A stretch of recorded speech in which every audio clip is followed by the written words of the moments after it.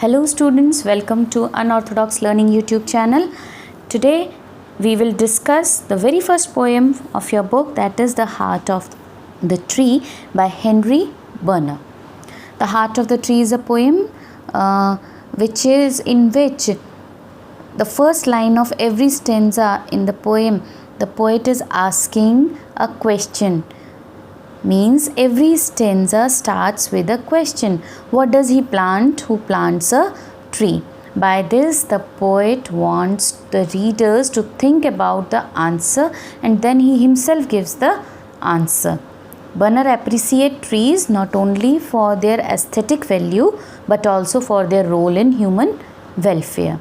For him, trees provide more than what we know. So let us begin with the text. What does he plant who plants a tree? He plants a friend of sun and sky. He plants the flag of breezes free. The shaft of beauty towering high. He plants a home to heaven and I. First of all, the meanings. Breezes means soft cold winds. Shaft of beauty means ray of beauty, beam of beauty. Towering high means growing as tall as tower. Home to heaven means home of God. Anai means near. So the very first stanza begins with a question which makes the reader to think about the answer of this question. Now, what does he plant who plants a tree? The poet asks a question. If a person is planting a tree, what does he actually plants? He plants a friend of sun and sky. Now, according to the poet, the one who plants a tree plants a friend of sun and sky. The tree is suggested as a friend of sun and sky because one day it will grow tall and appear to reach the sky. The tree is a friend of the sun as the tree is dependent on sunlight to carry out the process of photosynthesis to make its food. And similarly, the tree is a friend of the sky. It takes in carbon dioxide from the air and releases oxygen in the air and thus purifies the air. Also, because of transpiration from trees, trees are responsible for cloud formation in the sky and thus causing rain. This is how the trees are the plants are friend of sun and sky because they carry out photosynthesis and they are causing rain. He plants the flag of breezes free. That means by adding one more plant means provide more soft and soothing wind. Flag of breezes free. Metaphor is used here. How?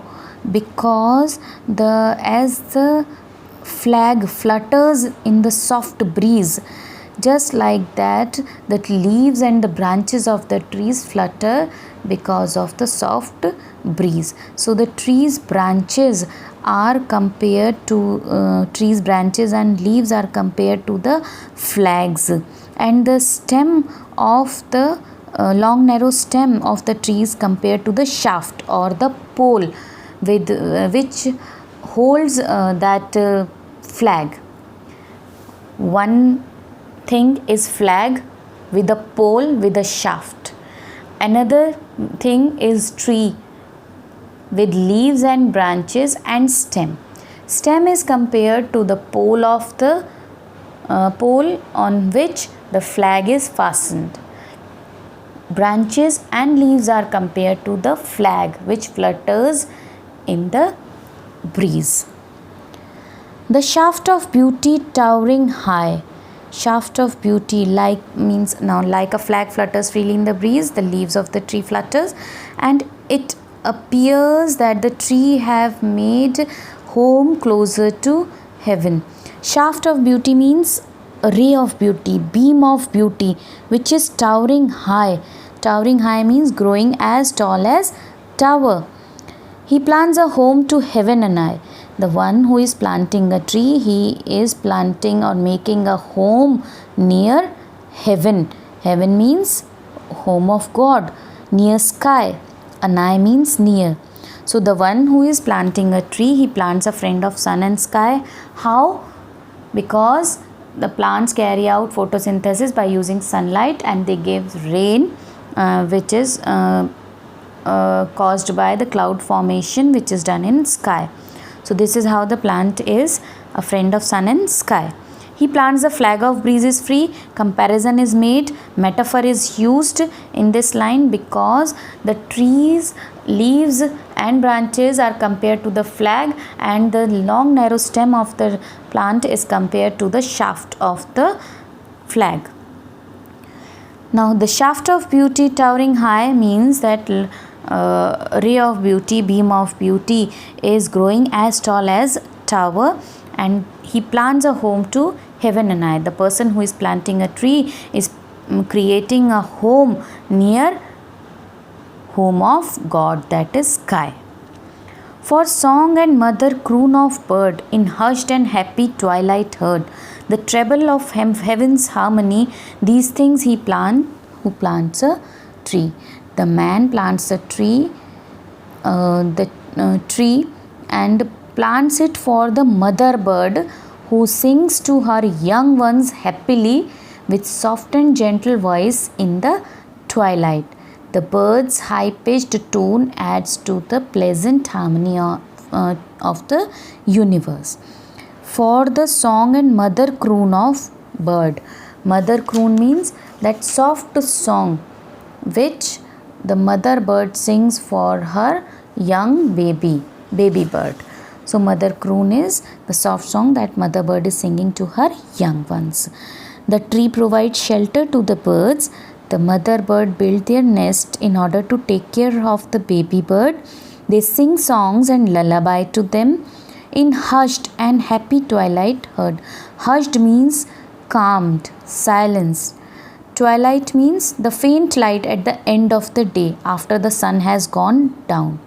So in calm and peaceful atmosphere in the evening, the treble of heaven's harmony, a high-pitched sound of that mother bird who is singing a lullaby for her baby birds, seems to be harmonious to heaven's tune. A high-pitched sound, treble means high-pitched sound of heaven's harmony. These things he plants who plants a tree. That means in calm and peaceful atmosphere in the evening, a high-pitched sound or singing voice which is harmonious to heaven's tune is heard. So all these things one plants when he plants a tree. Coming to the second stanza. What does he plant who plants a tree? Again, the second stanza begins with a question which arises an interest in the readers. He plants cool shade and tender rain and seed and birds of days to be. Means the one who is planting tree, he plants cool shade. Cool shade means comforting shade, and tender rain, and brings rain. And seed and birds of days to be. Days to be means coming days. For future generation, it will bear seeds and birds for the future generation, future progeny. And years that fade and flush again. And after many years, the old trees will wither away, and these seeds will grow into new trees and into dense forest. He plants the glory of the plain. He plants the forest heritage. He plants the glory of the plain means by planting the tree, he is enhancing the beauty of dull expanse of land with its green foliage and colorful blossoms. He plants the forest heritage. Again, metaphor is used here in this line, forest heritage. How? When a person is planting a tree, the tree will bear fruits, seeds, and many more things, buds, which will give birth to new trees, and that will convert that dull expanse of land into a dense forest. Since forests are our natural heritage, The one who plants tree helps in conserving natural heritage. This is symbolic of the process of birth, death and regeneration. Okay, so the joy that unborn eyes shall see, these things he plants who plants a tree. The tree which is planted today would give fruits in coming days. The next generations would be delighted seeing so much vegetation and will reap its benefits. That means the tree which a man is planting today will give benefit to the unborn eyes. Unborn eyes means those who are not yet born. So will give things to the unborn eyes, means for the future generation. Next is the third stanza. What does he plant who plants a tree? He plants in sap and leaf and wood, in love of home and loyalty, and forecast good thought of civic good, his blessings on the neighborhood. Who in the hollow of his hand holds all the growth of all our land, a nation's growth from sea to sea, stirs in his heart who plants a tree. Again, the third stanza begins with a question. Same question to create more interest in the reader, but in the final stanza he becomes more philosophical. According to him, the man who plants the tree with sense of loyalty. Means he is planting a tree. With that tree, when it will grow up, it will be a sap, leaf, wood. Sap is the fluid which is there inside the stem of a plant. So that plant bears sap, leaf and wood. Now this line, in love of home and loyalty, means this shows intense love and loyalty for earth. When he is planting a tree, he is showing his intense love and loyalty for earth. And forecast thought of civic good, and that he is having a thought of common good. He is concerned about the future of earth. He plants trees so that human being can get food from the plants, sap and leaves. Besides, he can get wood for his use. So even the poet thinks about the future of the society. What will happen to the world without plants? Therefore, in the next line, his blessings on the neighborhood. H is capital. H here is capital. Why? Because the poet, the man who plants a tree, has been described as God-like. He is like God, as he is indicated by the use of capital H in his. Now by planting trees, he showers his blessings on the neighborhood also, because neighborhood also will enjoy the cool shade, comforting shade, and the fruits that tree bears, the shade and the rain and the other things, wood, everything will be enjoyed by the neighbors also. So he is helping out his neighbors also, or it is a blessing on the neighborhood. And he holds in the hollow of his hands, means when he is carrying a plant in his hand, he holds the future progress of mankind in his hands. Holds all the growth of all our land, means he is holding the growth of his land. Our land will become barren without trees.